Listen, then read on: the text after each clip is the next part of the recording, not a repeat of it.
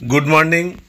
Vidyasagar science olympiad 2025 layer 2 एर प्रिपारेशনের জন্য একটি অঙ্ক করব। এই ধরনের একটি অঙ্ক এবছর লেয়ার 2 তে আসতেই পারে, সুতরাং অঙ্কটি দেখা যাক। অঙ্কটি স্ক্রিনে দেখা যাচ্ছে একটি দ্রব্যের উৎপাদন খরচ ১৫০০ টাকা।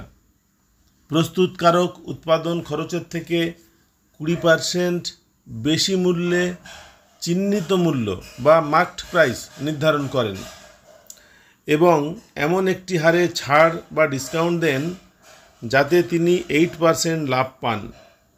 ছাড়ের হার কত? উৎপাদন খরচ ১৫০০ টাকা এবং তার থেকে বেশি 20% মূল্যে তিনি মার্কড প্রাইস নির্ধারণ করেন। তাহলে মার্কড প্রাইস কত সেটা বার করতে হবে। এবার এমন একটি হারে তিনি ছাড় দেন যাতে তিনি 8% লাভ পান।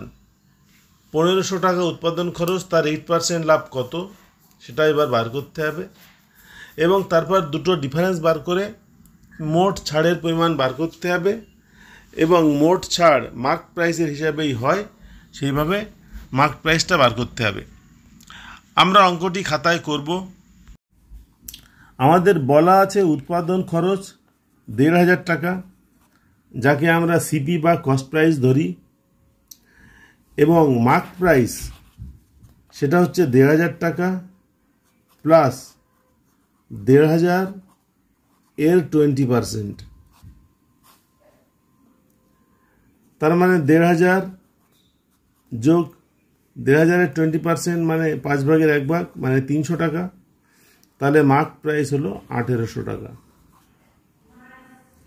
এবার তিনি 8% লাভ পান, তাহলে সেল প্রাইস কত? উৎপাদন খরচ ১৫০০ টাকা প্লাস ১৫০০ ইন্টু 8%, তার মানে ১৫০০ যোগ ৮-১৫ ১২০, ১২০ টাকা, টোটাল যোগ করলে ১৬২০ টাকা।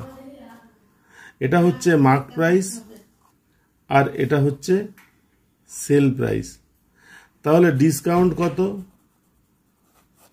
ডিসকাউন্ট হচ্ছে ১৮০০ মাইনাস ১৬২০,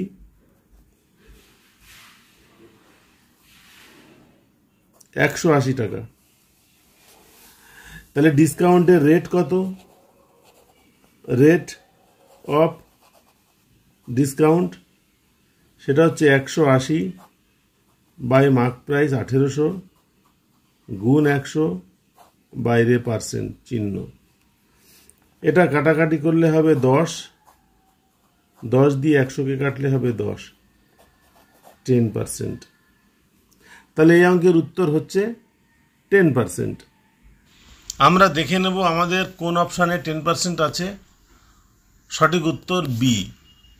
আজকের অঙ্ক ক্লাস এখানেই শেষ করছি। পরের অঙ্ক ক্লাসে আমরা অন্য কোনো অঙ্ক নিয়ে আলোচনা করব। ক্লাস অ্যাটেন্ড করার জন্য সকলকে ধন্যবাদ। নমস্কার।